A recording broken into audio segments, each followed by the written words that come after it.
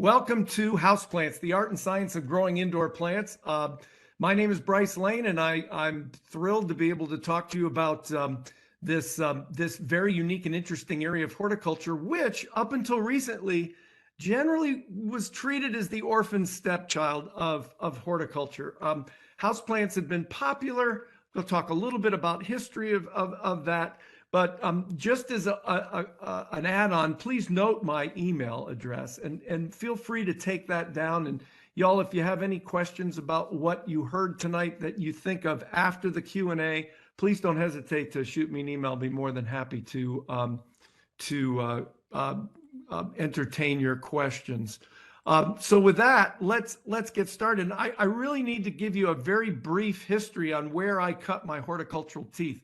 I was raised in Western Massachusetts, and as a teen, found myself working in a retail garden center, an independent garden center in a little town in Western Massachusetts called Hadley, Massachusetts. And part of that experience came with unloading trucks of plants, not only for the outdoors but also for the indoors, houseplants. And of course, this was in the mid 1970s when houseplants were booming, and we'll talk about that. But if I just got, I learned about houseplants, how they grew. I learned how to take care of them through my garden center experience. In fact, the beginning of all my horticultural education came hands-on at the Hadley Garden Center. I owe that organization a whole lot because that's kind of launched me into my career in horticulture. But I was back visiting just this past year, and sure enough, their greenhouse is still filled with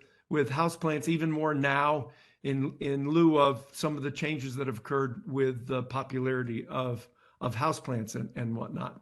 But first of all, let's make sure that we're all on the same page when it comes to defining what a houseplant is. If you really dig deep, you'll find that the definition of a houseplant is any plant that can tolerate the harsh environment of the indoors. Now, some folks, when they hear that, think, well, there's a joke, but it's not. I mean, think about it. Indoor environments, as far as plants are concerned, are either too dark and or too dry. They may not have the right temperature, and so really, houseplants are these plants that have this ability to be able to tolerate the harsh environments that our indoor spaces provide. A little bit of history. The first houseplants actually date back to the Victorian era. And when I say houseplants, I mean indoor plants. Container plants have been used for, oh gosh, back to ancient Greeks. But as far as indoors, in the Victorian era, between 1840 and 1930, two things happened in the mid 1800s. One, the invention of central heating, where hot water was pumped from a boiler in through the house and warming that building. And second was the invention of plate glass. That led to the great conservatories in the mid 1800s, but also the wealthy began to incorporate more glass into their homes. And as a result, houseplants became somewhat of a consideration. In the 1920s, potted houseplants became available on the market. Now, when I say on the market in the 1920s, most of the time they were sold either mail order or at a local wholesale nursery to speak of. And it wasn't until the 1970s when the sale of houseplants boomed. And there are two things that are contributed to that. And I'm not going to assume y'all are. I'm not going to assume that all of all of you are would remember the 1970s, but I do. The two things happened in the 1970s that contributed to the houseplant boom. First of all, garden centers, the private independent garden center proliferated in the 1970s. And the second thing that happened was the energy crisis. And the Arab oil embargo resulted in a situation that, well, let me show you. Gas prices went through the roof. In 1973, gas prices were between 32 and 38 cents a gallon. And then in 1974, they jumped all the way to 54 cents a gallon. And we were told that we would run out of gasoline in the world by 1984. And so that created the staycation. It was probably, from a United States perspective, it was probably something akin to when the pandemic hit, where people found themselves staying at home and not going on vacation and whatnot. And so all of a sudden they decided to start spending more money on houseplants. So that just gives you a very thumbnail sketch of this, just how houseplants have become somewhat popular. But guys, before we continue, consider this. Out of all the horticultural crops, master gardeners, pay attention, because you might need to be answering this question in the future. But out of all the horticultural crops, houseplants historically have been the only group of plants that their sales are inversely related to the economy. In other words, nursery crops, vegetables, all the other horticultural crops, as the economy improves, so do those. Houseplants, on the other hand, their sales are inversely related to the economy. And so in the 1970s, you can see when the economy bottomed out because of the Arab oil embargo, we ended up with a huge interest in houseplants. Now that has changed. You might be saying, oh, is that why houseplants are so popular now, because of the pandemic and then the quote unquote recession? And actually not. What we're seeing with the boom in houseplants right now is the two younger generations, the demographic, the millennials and the Gen Zs have just decided that houseplants are the thing, and they have become a social media phenomenon. And so we're seeing now, with an economy that was strong, and the houseplant sales started there, and they still are going now. But I want to ask you, I don't know how many of you grow houseplants, but I want to ask you if you can identify with this cartoon. This is Happy Houseplant Appreciation Day. And of course, there's the shopper. They buy their first houseplant, or buy a houseplant. They bring it home. The plant's excited. They're excited. They walk in the door, and then they put it down next to other houseplants that aren't doing as well. You know, I teach a class called Home Horticulture, and the students who take that class tell me that their number one objective for that class is how not to kill plants. So what I'd like to do is really talk to you about two types of approaches to growing houseplants. The first, before we even start, we have to answer this question though. How do most people select houseplants? It's one of two ways. The first way is, come on, you see a plant you like, you're out shopping, you see a plant you like, you buy it, and then you go home, and then you determine the environment that it thrives in, and then you modify the environment to accommodate the plant. All right, guys, this is the way a lot of people buy dogs. They go to a pet store, they see a dog. Oh, I'd love to have that dog. They buy the dog, they bring it home, and then they start asking, how big does it get? What does it eat? All the different care requirements. This is a very expensive way to buy houseplants and grow them in your own home, because you're finding out what the houseplant needs before you're finding out what that houseplant needs after you brought it home.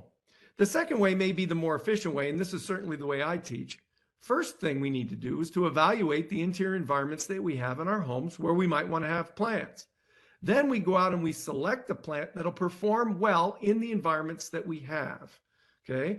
Because I'm convinced that the number one killer of houseplants is the improper light intensity. It's the lack of understanding of how light influences plant growth. And typically, our houseplants we place them in places where it's not bright enough. It really comes down to light intensity. And y'all, light intensity is defined specifically as how bright the light is. Okay, duration plays a role. The wavelengths from artificial light, that all plays a role. We'll talk about those briefly. But guys, it's all about light intensity. And so that's what I'd like to propose to you tonight is, and what I'm going to try to teach in a very short period of time, is how to go about selecting and growing houseplants using the second method. Evaluate your environment and then select a plant that'll perform well in the environment. I maintain that you'll be way more successful. So when it comes to growing any plant, whether it be indoor plant, outdoor plant, we've got two aspects of plant growth. One is environmental and the second is culture. Now, those of you who are Master Gardener volunteers and have spoken with folks on the phone or emails, you know that most gardeners are preoccupied with culture. The questions that I get a lot from folks are cultural questions. When do I water it? How do I water it? What kind of fertilizer is the best fertilizer? How big should the hole be? What size pot should I use? When should I repot it? That's all cultural information. And oftentimes the environmental evaluation doesn't happen before the culture, and that's where we run into problems. So tonight, first half of the presentation is going to be talking about environment and how that influences houseplant growth. Second half, culture. Okay, so if we're going to talk about doing an interior environmental evaluation, then we need to start with the number one killer, and that is the lack of light or the improper understanding of light. Okay, so there are three parameters of light we'll talk about. Then very short period of time, we'll talk about temperature and how temperature influences interior plant growth. And then we'll talk about relative humidity, okay? The actual humidity levels in our home and how our houseplants relate to that. Now, guys, you're gonna see it's gonna be a disproportionate amount of time is gonna be spent on light over temperature and relative humidity, because frankly, there's not a lot we can do about changing the temperatures in our home unless we're going to tick off the other people that live in our house. My wife does not let me adjust the thermostat for the plants. It's all about what she's feeling, either hot or cold. And I think many of you can identify with that. So when it comes to light, three parameters: intensity. That's how bright the light is. That's actually the strength of the energy of light that is shining on the plant. Second, duration, how long the plant is exposed to any amount of light. And then third would be quality. And really the only time we need to be concerned with light quality is when we're using artificial lights, or in addition to natural lights, or using artificial lights exclusively. That's the only time we need to think about quality. All right, it really comes down to intensity. So when it comes to intensity, let's make sure that we're all on the same page from a horticultural perspective about a unit of measurement. Now, the unit of measurement historically, it's been used for horticulture for years.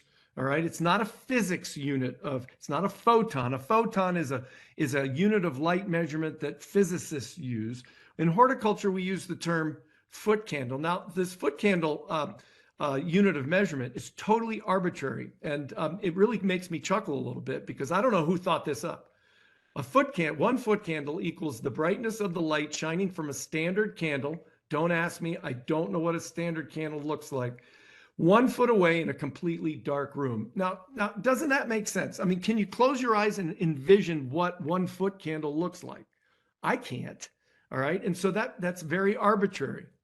All right, but there's my little graphic. 1 foot candle. There's the standard candle. Somebody's got a glass of wine next to it. I'm not sure how that influences the intensity, but 1 foot away. That's 1 foot candle. Now, that has no meaning to me as a gardener and as a houseplant grower unless I can attach the value to something I'm familiar with. So let's do that. Frames of reference. A sunny day at the beach in June. Go down to North Topsail Beach in June, and on a sunny day, you can rest assured there's about 12,000 foot candles of light intensity shining on your body. All right. However, an overcast rainy day outside can be as low as 300 foot candles, depending on the cloud ceiling. A morning sun shining through a windowsill is somewhere around 600 or 700 foot candles. Most commercial indoor spaces, restaurants and the like, 30 to 50 foot candles. In fact, OSHA states that desktops in offices have to have a minimum foot candle value of 50 foot candles. That's the standard by which lighting is installed in industrial buildings. Restaurants, 15 to 30 foot candles, very, very low light intensities. And I dare say in most of our living rooms, we're lucky if we have 30 foot candles of light intensity. And of course, remember, the closer you are to the light source, the higher the intensity. So 30 foot candles could be from perhaps what we used to call incandescent bulbs. Now the LED bulbs, the warm white LED bulbs, we're probably looking at somewhere around 30 foot candles. And you say, okay, so what? How do plants respond to these foot candle values? That's where we're headed. Hopefully, there we go. So light intensity, how do we measure light intensity? One, we can use our eyes. Y'all, that's a bad tool. You got to stop using your eyes because your eyes are the most deceptive organ in your body. Your eyes are incredible organs that have the ability to adjust to the light intensity that you're experiencing. And as a result, we can be in a low light intensity and have it seem bright to us. Conversely, we can be in a higher light intensity and it may not seem as bright. So I recommend not using your eyes as a tool for measuring light intensity. Now, sadly, a lot of literature gives recommendations that translate to what we see. How many of you have seen in a plant book that says, oh, these plants like curtain filtered light? What the heck is curtain filtered light? There's no quantitative value to that whatsoever. All right. Second is the hand method. And I'll explain the hand method to you right now. If you don't have a tool to measure light intensity, please use the hand method. That'll at least give you some parameters. And here's what the hand method looks like. Wherever you have a plant or where you want to put the plant, all right, take your hand and about 2 to 2.5 feet above the plant or above the location where you want to have the plant, wave your hand back and forth. Okay. If you don't see a shadow, then you can rest assured that's low light. If you see a shadow, but it's not distinct, then that would be translated into medium light. And then as you see on the right, if it's in full sun and you move your hand over the top and you see a very distinct shadow or you see the hairs on your knuckles, that would be translated to high light. So now we have 3 groups of plants: low light, medium light, and high light. The hand method works okay. It's maybe about 80% accurate when it comes to categorization of low, medium, and high. All right. So eyes, bad tool. Hand method, if you don't have anything else. Ideally, you want to use a light meter. Okay, you say a light meter. What the heck is a light meter? Well, a light meter is actually a tool like you see in the upper right. It's no longer for sale. How do you like that? I'm recommending something that's no longer for sale. Although I have been able to find them on Craigslist and what's the other one? The auction one. Anyway, you can get used versions of this. It's a GE 214 light meter. And if you look at it, y'all, you can see it has a scale in foot candles. It goes 200 up to 1,000, 10 up to 250, 0 to 50. Has a little button on the right-hand side. If you put the button in the lowest position, then lower scale, middle position, middle scale, highest position, higher scale. You say, well, what about if it's more than 1,000 foot candles? Oh, it has a little hat that goes on top called a 10x multiplier, and it multiplies all 3 of those by 10. Great little tool. Does it run by batteries? No, it runs on light. That light sensor at the top. So you just place that and put it where you want to have your houseplant, and you can take a reading.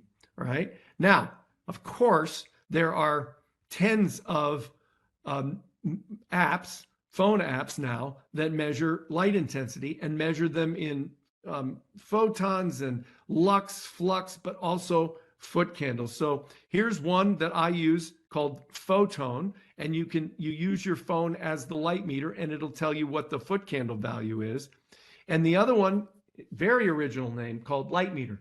And so that's the one that measures light intensity. It's another app that works. These work pretty well. They're about 90 to 95% accurate. So I think between the hand method and a light meter app on your phone, you can get a decent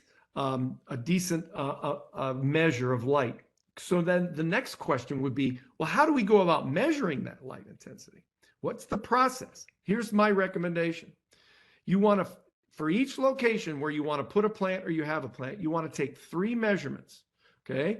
Morning, 8:39, noon, and then mid-afternoon, 3:30. 3 measurements, all right? You want to add them up, divide by 3, so you have an average foot candle value. Please be conservative, and what I mean by that is, if there's light that is on at night from lamps and whatnot, don't worry about that. If you're gonna estimate on the low side, not on the high side. So I know what you're thinking. You're saying, okay, so now I've got these 3 measurements for a particular location. I've added them together, divided by 3. I've got my average. So what do I do with them now? And here's the sad part. The sad part is there's not a lot of information out in the horticultural world, books and whatnot, that give a quantitative recommendation for light. But you're in luck because you're here tonight, and I'm gonna give it to you. So like I said, most houseplant references don't quantify intensity requirements. So here's mine, and this is a guide, y'all, so bear with me. If you have a light intensity that you've measured, your average, and it falls somewhere between 50 and 400 foot candles, then that would be considered a low light environment. Medium light environment would be between 200 and 1,000. And last but not least, high light environments would be considered over 500 foot candles. Now, y'all are looking at this, and I know you're all thinking, well, wait a minute, 50 to 400, and then he's got medium, 200 to 1,000. So there's a 200 foot candle overlap between the high end of low and the low end of medium. And it works again with medium and high. The high end of medium, okay, is 500 higher than it overlaps. And the reason why it overlaps is once we understand these foot candles and how plants grow, it gives us more choice. So hold on. I told you to wear your seatbelts. I know nobody likes graphs, but I'm going to show you a graph that'll help explain this. So I'm going to show you now, ladies and gentlemen, the plant growth curve. This is so exciting. I worked real hard on putting this together. Please don't break out in hives just because you see a graph, but here's a graph called the plant growth curve. The vertical axis measures photosynthesis. So if this is 0, where I'm writing here, as it moves up, the photosynthetic rate is going up. And as it moves along the horizontal axis, light intensity. So this is the plant growth curve is going to show you how light intensity influences the rate of photosynthesis. There it is. And so what you see here is as the light intensity goes up, photosynthesis increases, light intensity increases, goes up to a certain point, and then you see that it levels off. And then even as the light intensity gets higher, it drops off. So with that, let's identify some points on this graph. There is something on the plant growth curve called the compensation point. Now, the compensation point, let's say, is right there where I've marked it. Compensation point is defined as where the rate of photosynthesis equals the rate of respiration.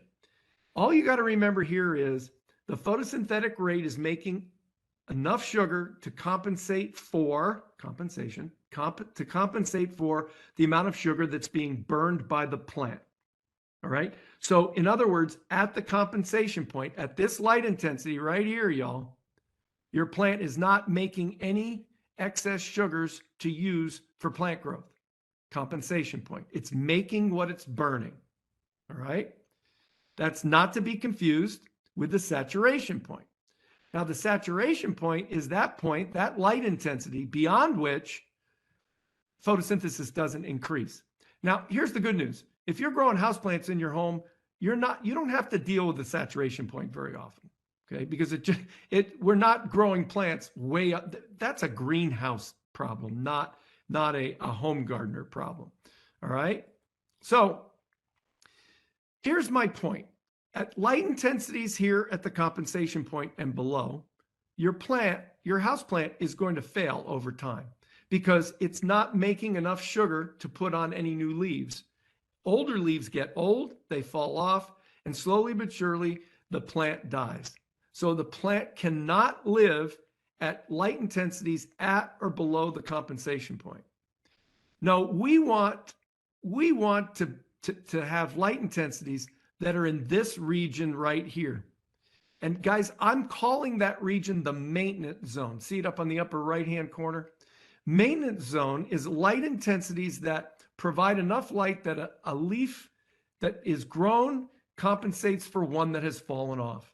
So it's leaves on equals leaves off. There's no net gain, but the plant's able to survive. This is where most of us are growing our houseplants. All right. Then the next is called the some growth zone. And this would be an area higher up, a little bit higher intensities where you're actually getting more leaves than you're losing. And then the optimal growth zone is one way right here at the top that approaches the saturation point. Okay. And so remember I said a low light plant has a zone that's up to 400 foot candles.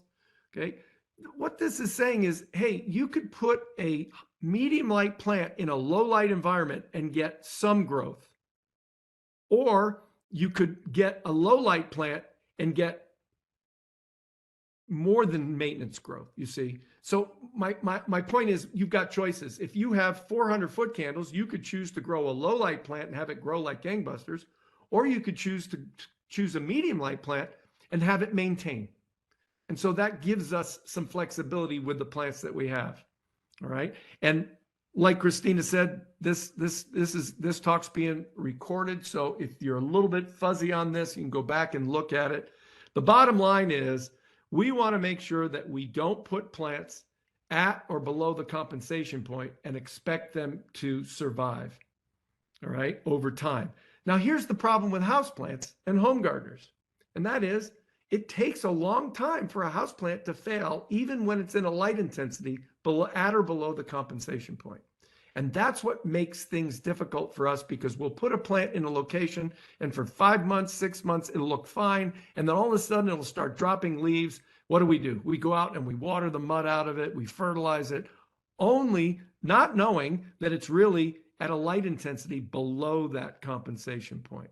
So we always want to make sure we're in those ranges that I mentioned with your foot candles. Now remember, hand method works similarly in that, little bit of you see no shadow at all. That's low light. See a faint shadow, not detailed. That's medium.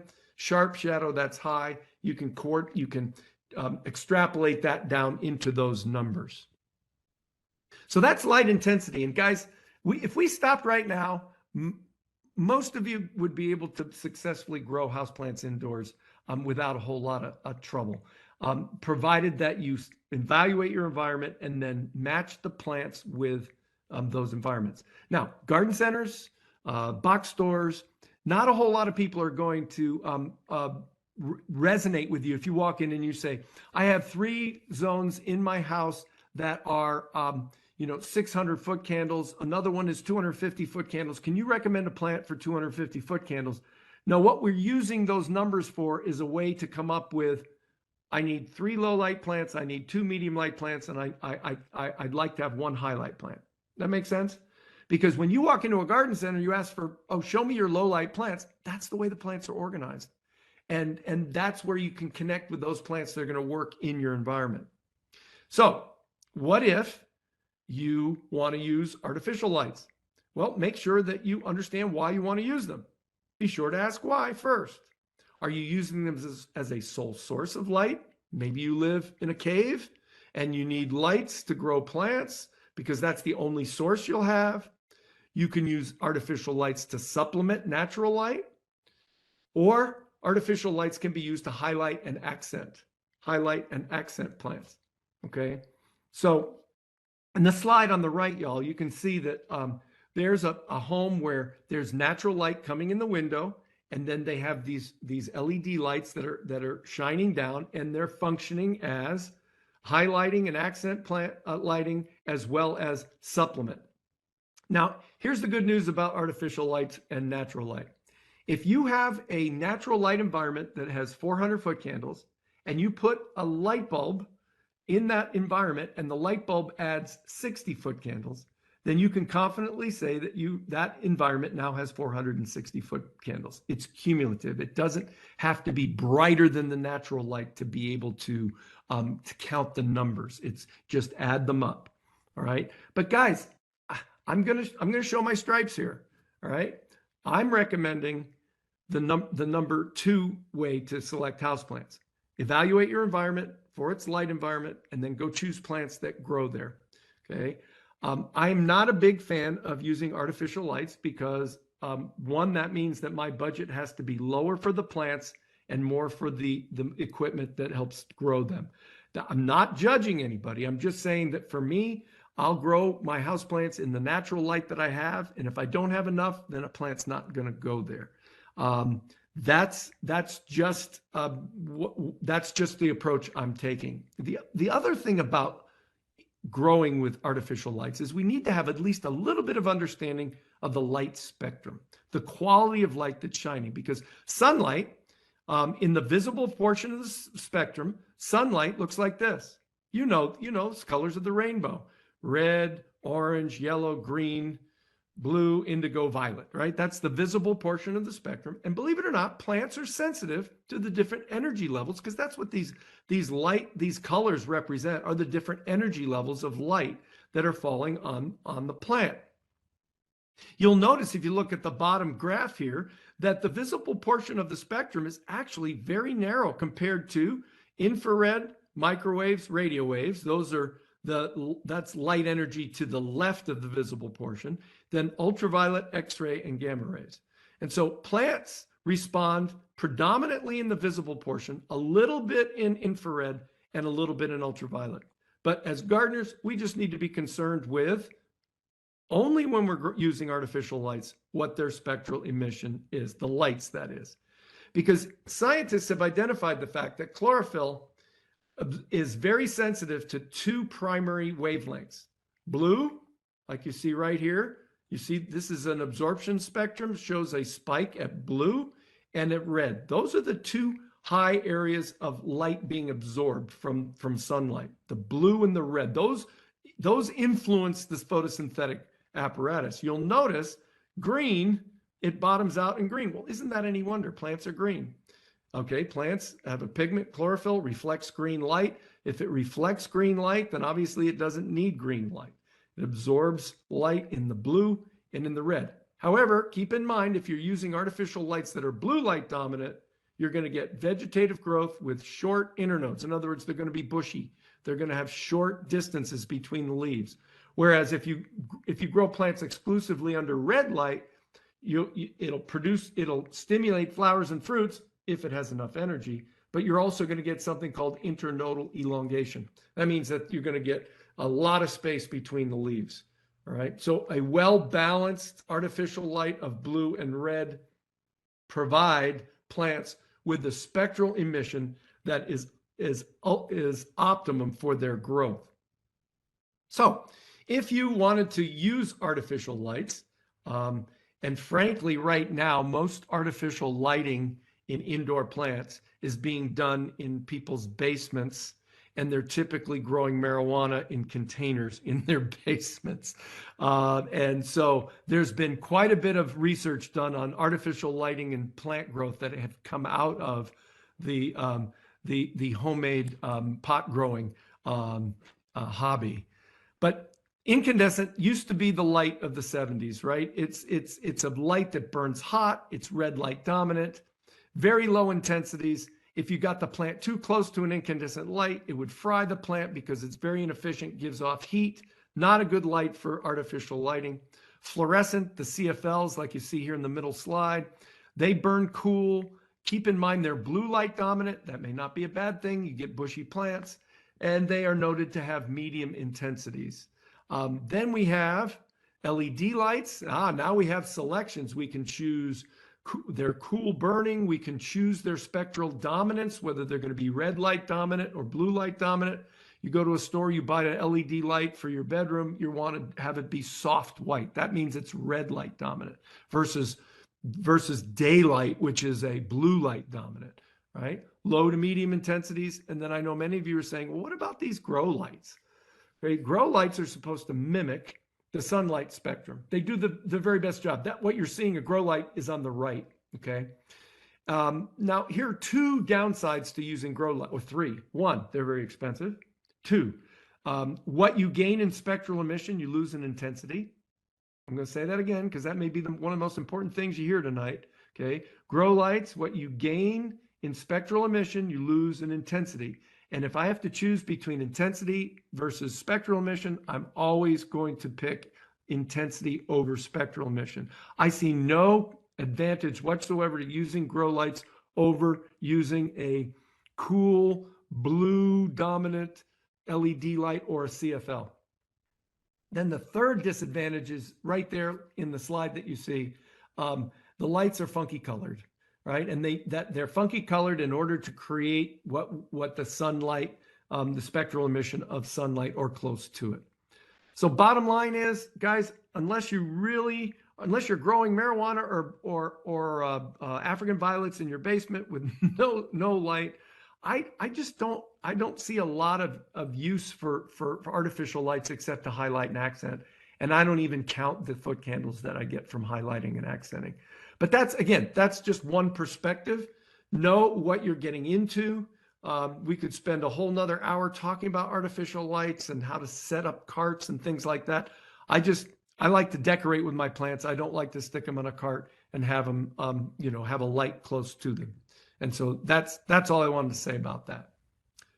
Third, environmental parameter, relative humidity. And like I told you, we don't have a whole lot of control over the relative humidity, but we do need to be aware of how it works in our homes. Some of you may live in homes where you have automatic relative humidity gauges that add moisture to the air in the wintertime, for instance. But guys, for houseplants, there are three basic categories. And what you want to do is think native region, okay? The high relative humidity plants would be those plants that are more comfortable, if I could use that word, at relative humidities greater than 50%. Most homes, we are uncomfortable when the relative humidities are over 50%, especially in the summertime. Medium requirement, houseplants that have a medium relative humidity requirement are best grown between 30 and 50% relative humidity. And then last but not least, those that have a low tolerance, less than 30%. It's quite interesting if you think about it. High relative humidity, think tropical rainforest. What would it be like on the floor of the tropical rainforest? Incredibly humid. What's the light intensity there? Very low. So most low light plants have a high relative humidity requirement. Okay. Then most medium light plants are okay between 30 and 50% relative humidity. And then if you think about it, most highlight plants are coming from where? Arid regions, desert regions, areas that have low relative humidity. So they require a highlight, but they have a low relative humidity tolerance. So they're inversely related, relative humidity and light. Folks, typical winter relative humidity in our homes, we were talking about it being 8-9 degrees on Christmas Eve. That was when I peeled my tongue off the roof of my mouth as I got up that morning, because our relative humidities bottom out in the wintertime and they can range anywhere between 20 and 35%. And so either we're going to be picking houseplants that have a lot of tolerance, or we're going to be trying somehow to improve the relative humidity around our homes. And I'll show you here in a minute the methods by which we can do that. All right.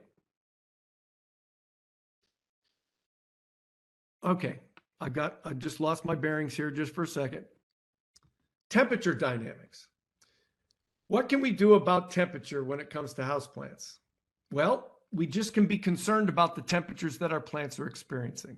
I'm not going to, like I told you earlier, I'm not going to change the temperature in my home for the sake of my houseplants, just because I know that these plants would be better off at temperatures that are cooler at night or warmer during the day, that type of thing. So when we talk about temperature dynamics in houseplants, we're really talking about things we need to be concerned about. For instance, dangerous temperatures. What are you talking about, dangerous temperatures? Well, how about freezing injury? Anytime the temperature gets below 32 degrees, the symptom that most houseplants, at least those that are tropical and subtropical, experience a certain degree of death. Okay. You might be saying, well, Bryce, I never let it get below 32 degrees in my home. In fact, I never let it get in the 30s in my home. Yeah, but maybe you've put your houseplants out for the summer and you've left them out into the fall, and all of a sudden we have a frost and you forgot to bring them in. Those plants are going to suffer. Okay. More often than not, houseplants suffer from something called chilling injury. Chilling injury occurs in many houseplants between 33 and 50 degrees Fahrenheit. Depends on the species. The nature and extent of the chilling injury is going to be dependent on a couple of things. Chilling injury. So what I'm saying is, you've got a tropical plant, It's outdoors. Weather, the meteorologist on the local news says it's going to dip into the mid 40s, and you don't, and some of your plants, you just leave those plants outside. Some could be susceptible to what we call chilling injury.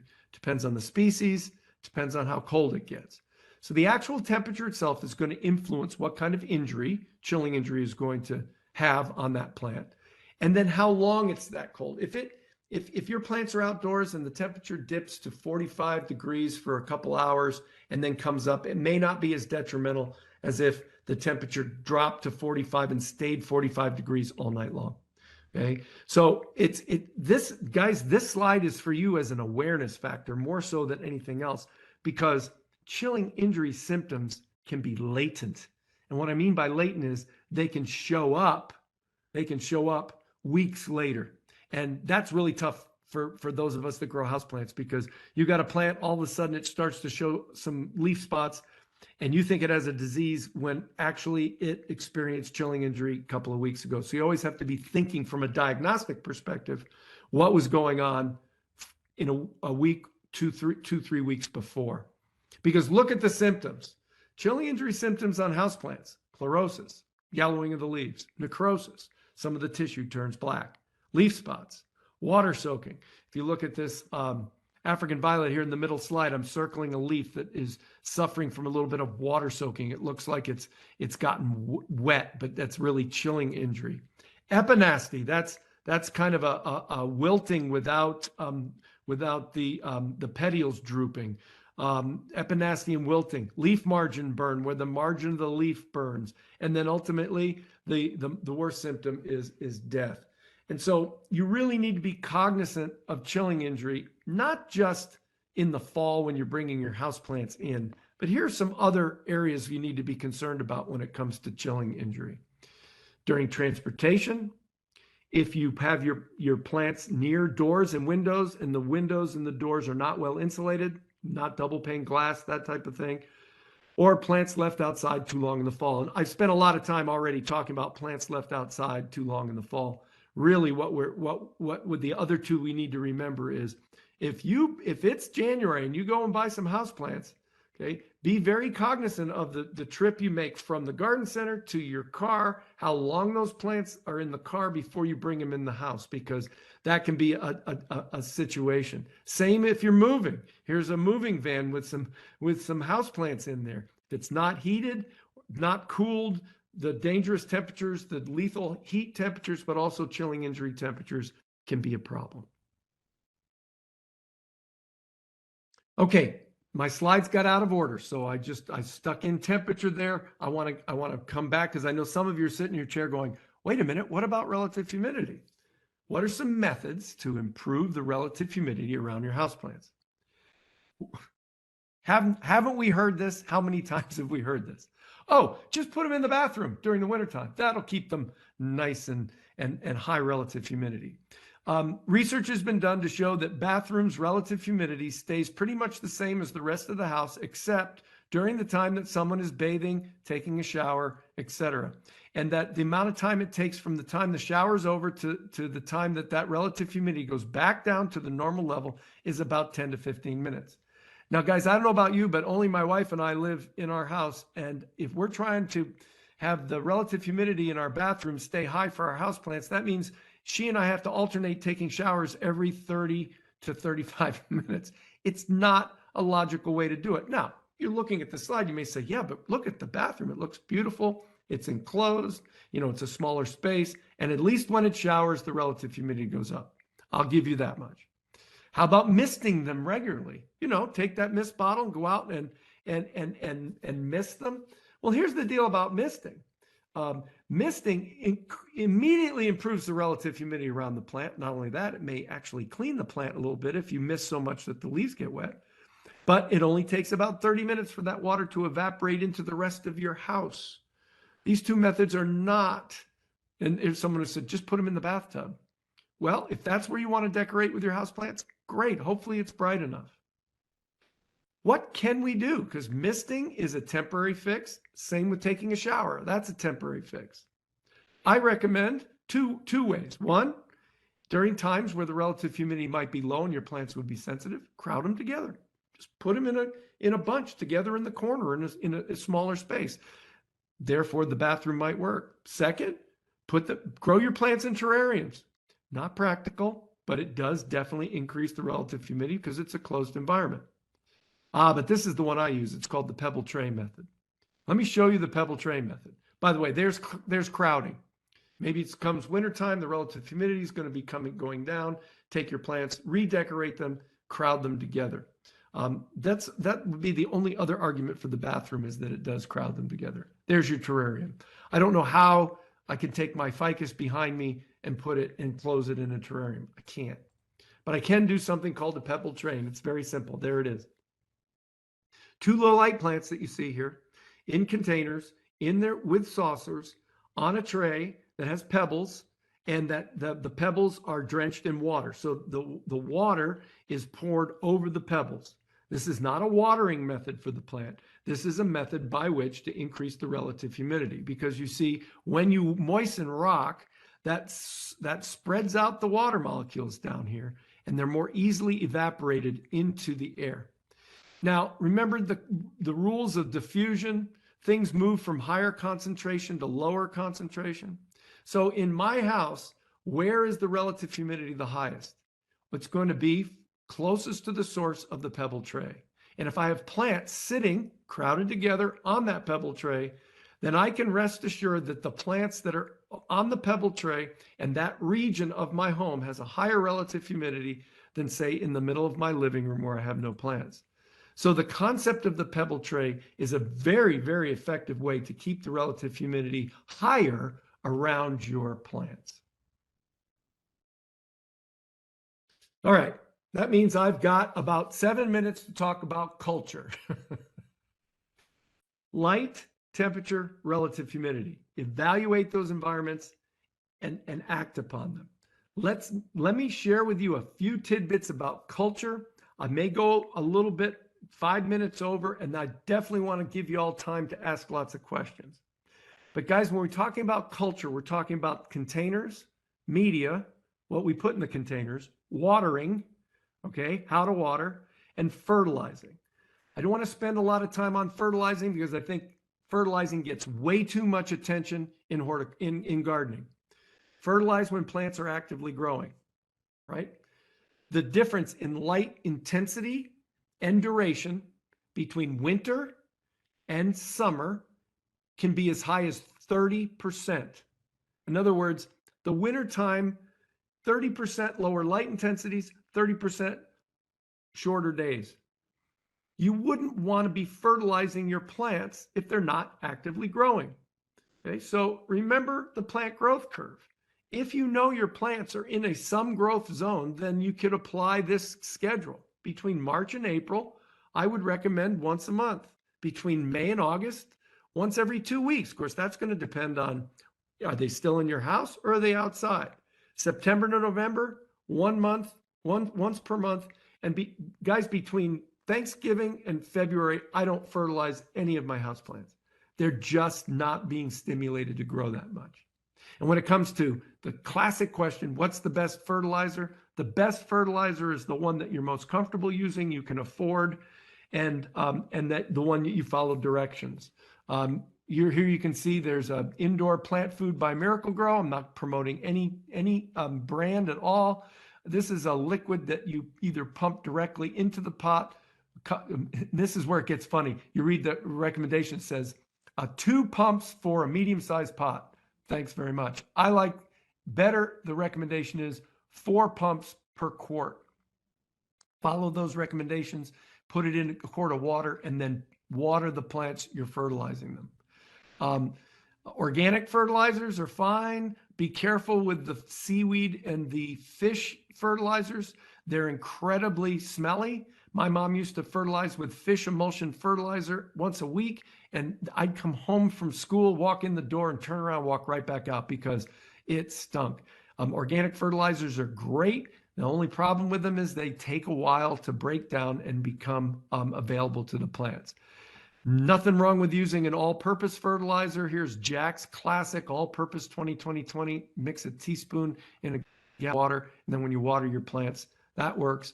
Sometimes I'll use a slow release, but I often will mix Osmocote, a slow release fertilizer. I'll mix that into my media. Okay, so very quickly, everybody wants to know what the best houseplant pots are. The best houseplant pots are the ones that have drainage holes. Well, is clay better than plastic, better than fiberglass, better than polyurethane, better than wood? Doesn't matter. Whatever container you have, if you're going to grow a houseplant in it, it must have drainage holes. Please make sure any plant you put in a container has drainage holes, because the water, excess water, needs to go someplace. Now, the next question, how many holes? I don't know, and I don't really care. One big hole's fine. Lots of little holes is fine. As long as excess water has the ability to move through that soil column and out the bottom, then that's going to be the best soil environment to grow your house plants in. Okay. I have clay pots, and the size of the hole sometimes gets folks a little bit nervous. I take one stone and I put it over that hole before I put my soil in to keep the soil from leaking out the bottom. But as long as there are drainage holes or a drainage hole, that's going to be sufficient. The container that we're growing our houseplants in creates something called a soil column. You see the soil column, right? The column is created by the sides. Okay, how does water move outdoors in your gardens? It moves vertically down, it percolates, but it also moves horizontally. How does water move in a container of soil? It moves vertically only. There's very little lateral movement, horizontal movement of water in a container. And because of that, the soil that we're using in these containers, their physical properties change when you put them in a container, because excess water can only move vertically. Another argument for why you want a drainage hole in the bottom. And secondly, another argument for why you need to use commercially produced potting soils and not soil from your garden. No matter how good your garden soil is, its physical properties, how it drains, porosity, all those things are going to change significantly when you put it into a container. All right. So there's the container. Don't worry about what you're seeing here. I'm going to move quickly through there because I want to get to a couple of other things. Y'all, roots grow where there's water and oxygen. The media that you put in the container needs to be highly porous. And that's why the commercial potting soils have been designed in the past 20 years to be very porous, because roots not only grow where there's water, but also oxygen. Look at the root volume on this plant I took out of this container. This was a hosta. It's an outdoor plant, doesn't matter. But I took it out to repot it. Notice where a majority of the roots are growing are along the margins and around the bottom margin of the container. That's because that's where the most oxygen is located. So we want to make sure we're using potting soils that are rich in pores, that have a lot of pores. And by the way, if you have houseplants, being pot bound like you see here, not a bad thing. It means you may have to water a little bit more frequently, but not a bad thing. Plants, actually, houseplants, research shows houseplants actually grow better when they're pot bound than if they're not pot bound. So we need to relax when it comes to repotting. Okay, everybody thinks, oh, I need to repot every year. I need to go to a bigger size. No. If you're going to repot a plant, wait 1 to 3 years. And when you think it needs to be repotted, wait another year. Right? And what I do when I repot my plants, I pull them out. I wash the soil off. I prune the roots 2/3 off. You heard me. 2/3 of my roots I'm pruning off on every houseplant I repot. And then I'm potting it back up in fresh soil back into the same size pot it was in before. I rarely increase pot size. And if I do, it's only one size bigger. Typically, I'll stay there. Now, little word on potting soils. We can relax a little bit. Before the 1960s, houseplants were grown in soil from outdoors, and everybody dug it up. If it was good soil, then they hoped, but the drainage was horrible. Okay. In the 1960s, that's not the 1060s. That's a typo here. Sorry about that. In the 1960s, 2 horticulturists from Cornell University, all right, invented a potting mix. which was a blend of materials that had great airspace, good airflow for roots to grow, contained no weed seeds, and was light enough that you could carry it around in a bag. James Boodley and Raymond Sheldrake changed the face of professional and home container plant growing by creating what we call now are the Cornell peat mixes. It's based on peat moss, started with vermiculite, now it's peat moss and perlite. Those are the two primary ingredients in potting soils. Perlite entered in the scene. Perlite's a volcanic rock. I'll show you a photo here in a second. In the 1970s. And guys, from that day forward, the potting soil technology has done nothing but improve to the point where if you want to buy a commercial potting soil, as long as it's in a bag, pasteurized, sealed, that material is going to be great to grow your houseplants in. These mixes were called peat light mixes because they were so lightweight and based on peat. So when it comes to potting soil, one, always use a commercial potting mix as your base. You might consider using amendments depending on your level of experience. And remember, there are two basic types of potting soil you can buy even at Home Depot and Lowe's. There's something called moisture control and something called regular potting mix. Potting mix, Miracle Grow here on the left is the standard. Moisture control advertises the fact that it tends to absorb more water. Here's the basic difference. Moisture control potting soil has a higher grade of peat moss. It's a little finer grade, so it's going to hold water a little bit better. And it's also been treated with something called a wetting agent.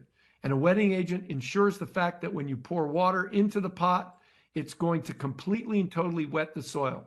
How many of you have potted up a plant in a potting mix only to try to water it and the potting mix jumps out of the pot as you go to water it? That's very hydrophobic. It's very difficult to wet a potting mix, especially if it's dry, very dry. The moisture control works very well with that. I like to use moisture control. But the way I use it, I'm not going to increase the amount of time between watering because I like to add amendments to improve my drainage. I'm big on improving drainage. So I showed you Miracle Grow, Equal Opportunity, Espoma, Organic Potting Mix, Espoma Organic Mixed Moisture Mix.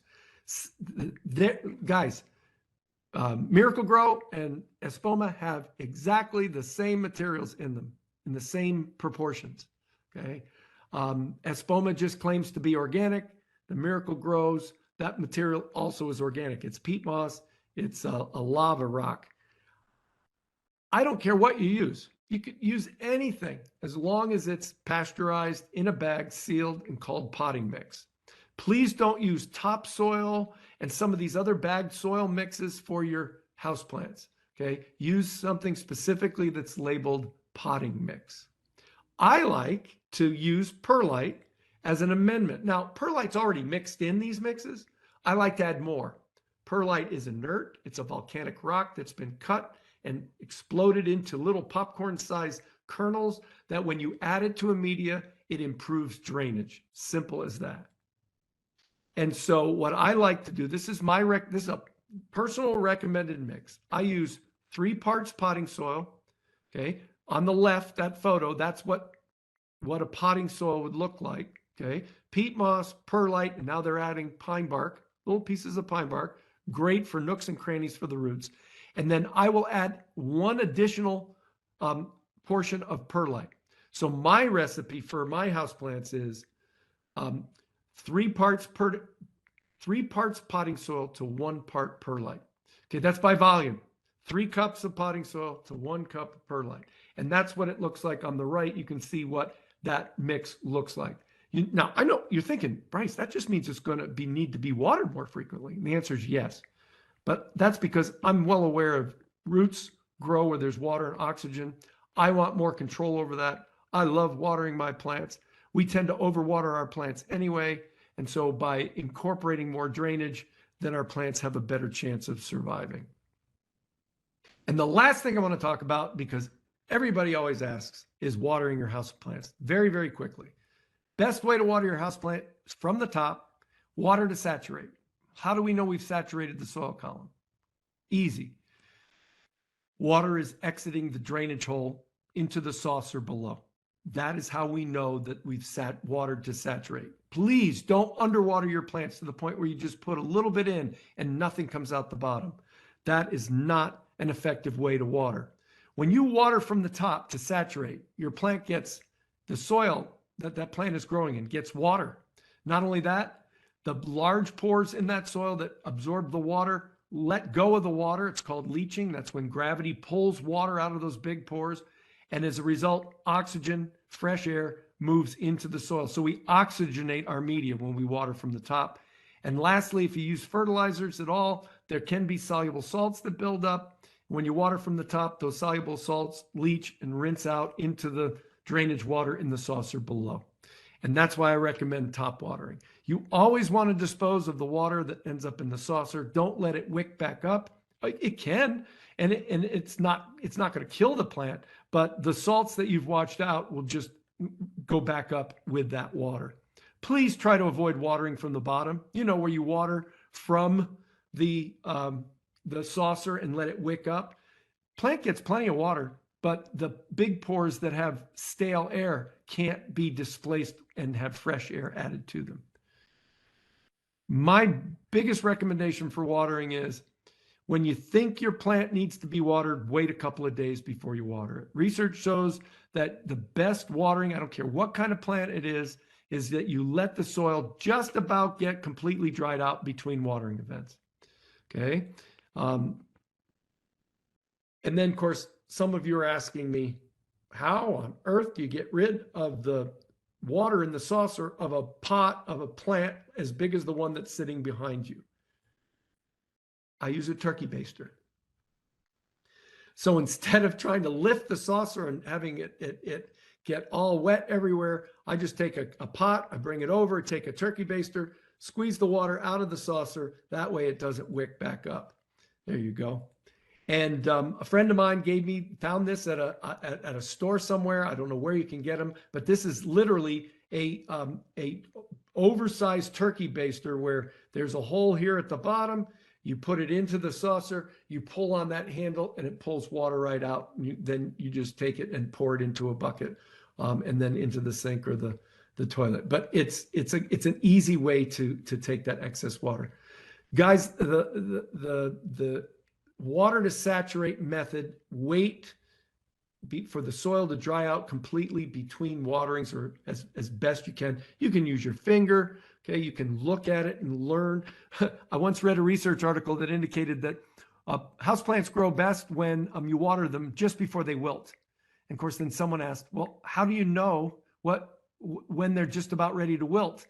And the answer was, you let them wilt and you remember what they looked like before they wilted. But there's some truth in that. Those of you who pay close attention to your houseplants, you can see that the sheen on the leaf, how the leaf looks, as the soil begins to dry out, the plant's appearance changes a little bit. And with some practice, water to saturate. But if you're not sure, wait at least a day. Wait 2 days and then water. A plant is going to survive better from underwatering than they ever will from overwatering, because overwatering is saturating that media too frequently over a long period of time. It's going to ultimately end up in root rot. I think I better stop because I'm 10 minutes over, and I certainly want to give you guys opportunity to ask questions. So let me, I'll stop sharing my screen. And Christine, I'll turn it over to you. Thank you. That was wonderful. I took so many notes, and I love all the science parts of this. I mean, we think we're just going to throw some plants in the living room and hope for the best. That's what I've been doing. So clearly I need to go step it up out there. So we do have a couple of questions, and people add some more questions here while we work on these. Susan asks, what do you think of cloth pots? So Susan, great question. I've actually shopped around for some cloth pots. Here's the concept behind the cloth pot. I think they've got some great potential for growing plants in containers. The potential they have for growing house plants, I'm not so sure. But here's the thought. The idea is that as roots grow to the outside of a plastic or a ceramic container, they don't branch. They turn left. Cloth pots advertise this thing called air pruning because there's the cloth material, the woven cloth material, and then there's air. And air pruning stimulates branching. And so the claim is that cloth pots are going to result in a bigger, more well distributed root system. I've never grown any plants in cloth pots. I'm going to order some. I'd like to try it. I grow a lot of outdoor plants in containers, and so that's where I'd first start. I don't know if there would be any difference in the design of a cloth pot for a house plant. Maybe some type, but certainly not a cloth saucer, please. I don't think that would work. But you could put it in just about any kind of saucer. So yeah, I think there's some potential there. Is there an advantage to using a cloth pot in containers? I've not seen any research to support that. I've not tried myself. That's one of the things I like to do kind of anecdotally, is to see, oh, if these things are better than sliced cheese, let me go ahead and try growing and seeing how much of a difference they make. For us gardeners, I'm not sure that there's enough of a difference that it would justify some of the other challenges that come with them. So I probably talk too much about cloth pots, but I think there's some potential there. So another question, and this is from Sonia. I assume wetting agent is just a surfactant. Okay, so potting soil prior to using it in a pot to avoid the extra cost of the moisture control. Okay, type of so soil. yeah, the all professional potting soils are treated with a wetting agent, and a wetting agent, yes, surfactant, but it's not soap based. It's a non-ionic wetting agent. So a lot of people, when they hear, I say, hey, guess what? We rub ourselves down in the shower with a wetting agent every day. It's called soap. And somebody raised their hand and said, well, does that mean I should add a little bit of soap, dishwashing liquid to my potting soils? Different. It's a non-ionic one. Pre-wetting works, but that can be difficult. The benefit of the wetting agent truly is that you get 100% saturation of all particulate matter the first time you water, and then it keeps it that way. There's a real advantage to it. Once again, I use both. I've just moved over to the moisture control because I like the way that it drains, especially when I use my recipe. Yes, you can pre-wet. I've tried to do that. It's a little bit of a step. I don't know. I haven't priced the moisture versus the regular potting soil from a price perspective, but frankly, if you follow the principles of water to saturate, once you can get that media saturated, and you're always watering to saturate, whether you have moisture control or not, I don't think matters that much. I don't use moisture control potting soil to get a better absorption, meaning so I don't have to water as frequently. To me, watering is zen. I love doing it, and so that's not my reason for using it as much as it is that it helps to get good uniform wetting. Okay. Laura asks, what do you do when you need to bring a container plant in for the winter? How do you determine their care? She says, for example, I have a lime tree, and I will add to that because one of the notes I added was when I have brought things like that in, spider mites just seem to come with them, for example. Yeah. So there's good news and bad news with sending your house plants to summer camp. I used to be a big proponent of putting them outside because, you can increase light intensities and get more growth, because think about the plant growth curve. If I've got a plant in a maintenance zone light intensity and I move it outside, now I can put it in a place where it's going to get optimum growth, and I can put on more leaves and really make it nice and robust. That's the good news. The bad news is I got to remember to bring it in before there's any chance of chilling injury. Secondly, I've got to make sure that I inspect that plant, make sure that it's completely free of any critters, not just critters that infect plants, but also critters that annoy people inside the house. Like lizards? Like lizards. That's how one lizard got in our house this fall. So the process that I use if I'm bringing a plant inside is, if it's a small enough plant, I will completely and totally submerge it in a 5-gallon bucket of water that has just a little bit of dishwashing soap in it. If it's bigger and it can't be submerged, then I'll take my hose and I will spray it down vigorously and inspect it for any kind of insects or other critters that might be on it. Dry it off and then bring it inside. As of late, y'all, I'm actually leaning more, maybe it's my age, but I'm leaning more toward, hey, houseplant. If you're a houseplant, you're staying in my house, you're going to spend it in my house during the summer, and you'll be very happy. Thank you very much, because there's a lot of labor involved with, one, keeping track of the calendar, the weather, and then getting them inside. Yeah. And sort of what you said about once you take them outside, then they grow and they do much better outside. But then you've got to bring that larger plant inside and hope it makes it over the winter. Right. And there's going to be an acclimation period coming back in as well. When you take your plants out for the summer, if it's a highlight plant, don't just take it out and put it in full sun, because you'll sunburn all those leaves. You got to start really shady and then incrementally increase the light intensity. Biggest problem when you're bringing outdoor houseplants from outside in is they're going to experience a period of time where they're going to be adjusting to their newer, lower light intensities. And that oftentimes can result in some leaf drop as well. So it's kind of like, what do you gain? What do you lose? I'm starting to think I'm not gaining as much as I might lose. And so I'm keeping them inside now. I think I may be coming to your side now. I have, this is from Kelly. I have trouble keeping an aloe plant alive. What could I be doing wrong? Okay, Kelly, I'm going to be as diplomatic as I can on this one. Without actually seeing it, please understand this is just speculation. There are two possibilities. It could be both or one or the other. One is the soil, is it well drained enough and not drying out enough? Aloes really actually enjoy, they like to be watered, don't get me wrong, and they need water. That's the famous, the adage is, oh, if it's a cactus, you don't have to water it. No, cacti need just as much water as other plants. It's just they don't need to be watered as frequently as other plants. So one could be, maybe, are you careful your soil's not too heavy and you're not watering it too frequently.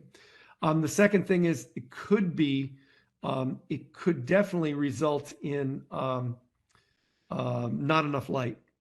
And if you don't have enough light, then your soil's not drying out fast enough, getting a little bit of root rot. I've noticed two things with aloe and jade plants as well. They are very, very sensitive to soils that stay moist too long, and they'll root rot pretty easy. And once they start to root rot, it's really hard to get them to stop. And so if I'm going to err with an aloe, a lot of succulents, if I'm going to err with my jade plants, I'm going to err on the side of I'm not watering them until they look like they are almost wilted, just to make sure their root system doesn't rot. And she says that the roots get soggy. So that sounds like you're on track with the soil problem there. It's holding too much water. Right. Yeah. Any more questions, guys? Somebody's already downloaded the photo. Oh, awesome. That's I did too. Good. The funny thing about succulents, y'all, is we tend to they're very popular right now, but I think we gardeners tend to place the same level of culture on them that we do our other houseplants. And frankly, a lot of succulents that I grow now, I will grow, my soil will be made up of a commercial potting soil, that the 1/3 perlite. Then I add a material called Permatil, Permatil. It's sold as a vole block, but it's very small, basalt-like gravel. And I will mix 1/3 of that in my soil as well. Now that's going to even double the drainage that you get. But I can be very confident that if I'm putting succulents in there and I'm avoiding watering them frequently, that their roots are not going to have a tendency to rot. Yeah. Oh, and Susan asked, what about cactus soil? So You know, Susan, yeah, great question, Susan. If you look at the ingredients in cactus soil, you'll see that they don't add, it's not a lot of sand. What they add is a lot of what's called calcined clay. And it's little tiny clay particles. When I say clay, don't misinterpret me. I'm not talking about the heavy red clay, outdoor clay. We're talking about cat litter size, like cat litter particles. You'll see that that's often incorporated into a mix with a little bit of gravel, a little bit of sand, a little bit of peat moss. I don't buy recipeed soils as much as I take commercial potting soil, just regular potting soil, and then I like to have the control of adding my own drainage materials to it. So, but there's nothing wrong with the cactus soil except its price. that I was just going to say, Yeah. your way is probably way cheaper. Yeah, you'll spend a lot of money for a very small bag of cactus soil. It's kind of remarkable, really. Same for orchids, same thing. Absolutely. Yeah. So, any more questions, guys? This was fantastic. Fantastic. I got to go take care of my babies now. Oh, wait a minute. We got one more. I have a Christmas cactus, not very big, in my living room in light from the patio door, but it has never bloomed. Do I have to put it in a dark room in the fall to get it to bloom in December? See, mine did it and I didn't do anything to it. Okay, Susan. So here's what I do with my Christmas cactus. They are sensitive to day length. And when the days start getting shorter beyond a certain level, they can be stimulated to produce flower buds. If and only if, and this is so important, if and only if they have enough stored food that they've been able to accumulate during the growing season. If they don't have that extra sugar, I don't care what the environment is doing, they won't be able to produce flower buds. Okay, so number one, to get a good Christmas cactus to flower, it needs to be in a high light environment. That's the bottom line. I put my Christmas cactus outside for the summer. I put it underneath a tree. It's full shade, maybe partial shade underneath a tree. It gets plenty of light, way more than what the inside of my house can provide, even in the sunniest window. Remember, glass reflects about up to 30% light intensity you lose through glass. So you've got to be careful, especially if you're using low E glass.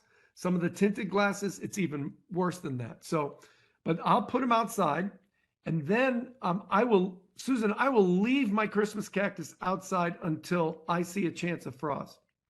Because not only is it sensitive to day length, it's also sensitive to low night temperatures, meaning the flower buds can be stimulated in that plant if it experiences night temperatures below 50 degrees for a series of 3 to 5 weeks.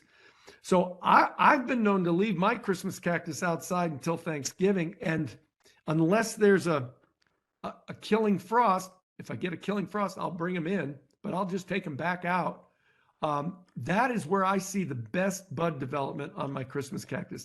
But I'm confident that they've received enough light intensity during the growing season to have that sugar to produce all those buds.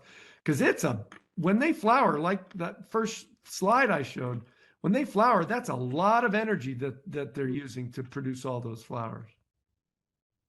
So the last comment is, thank you for presenting great info fast enough that I didn't have to play games on my phone or do chores. That's perfect. I wish my students at State would say the same thing at the end of the class. That's perfect. It was just the right speed then. We actually paid attention. Oh, thank you so much. That's fantastic. Well, thank you again, Bryce. And like I said, everyone, this will be out on our YouTube channel with them in a week or two. And you can watch it again and again and make your houseplants much happier than they are right now, or than mine are. Thank you again.